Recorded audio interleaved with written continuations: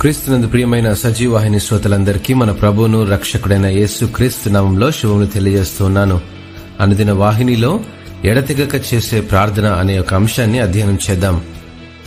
ఎడతెగక ప్రార్థన చేయుడి అని అపోస్తలుడైన పౌలు తెస్సలోనికే సంఘానికి తన మొదటి పత్రిక 5వ అధ్యాయము 17వ వచనంలో నేర్పిస్తూ ఉన్నాడు.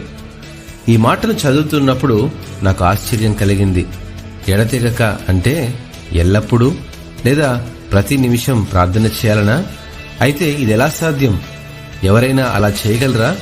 మన పనులన్నీ పక్కన పెట్టి రోజంతా కేవలం ప్రార్థన చేయడమే కదా ఎడతెగక అనే ఈ యొక్క మాటకు అర్థం కదా.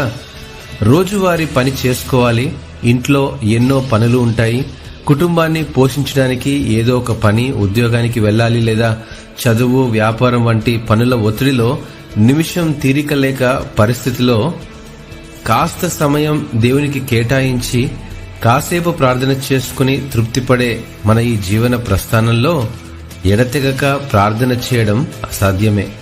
అపోస్తలుడైన పౌలు అన్న మాటలు జాగ్రత్తగా నిదానించి ఆలోచన చేసినప్పుడు ఎడతెగక ఎలా ప్రార్థన చేయాలో నేర్పించాడు. ఎఫెసీయులకు రాసిన పత్రిక 6వ అధ్యాయము 18వ వచనంలో, ఆత్మ వలన ప్రతి సమయమందును ప్రతి విధమైన ప్రార్థనను విజ్ఞాపనను చేయుచు ఆ విషయమై సమస్త పరిశుద్ధుల నిమిత్తమును పూర్ణమైన పట్టుదలతో విజ్ఞాపన చేయుచు మెలకువగా ఉండుడి అని వ్రాయబడింది.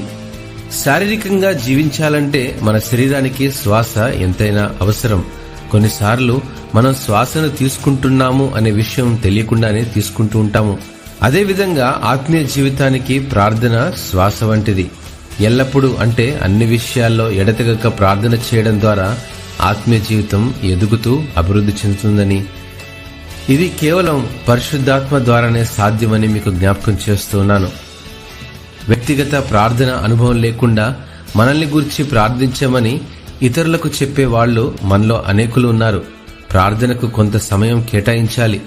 ప్రొద్దున కాసేపు, సాయంత్రం లేదా పడుకునే ముందు కాసేపు ప్రార్థన చేస్తే సరిపోతుందని, ప్రార్థనకు మనం నిర్ణయించే గడువు కాకుండా ప్రార్థన మన జీవన శైలిగా, ప్రార్థనే మన జీవితంగా మలుచుకున్నప్పుడే దేవుని ఆశీర్వాదాలు మన జీవితంలో నెరవేర్చబడతాయి.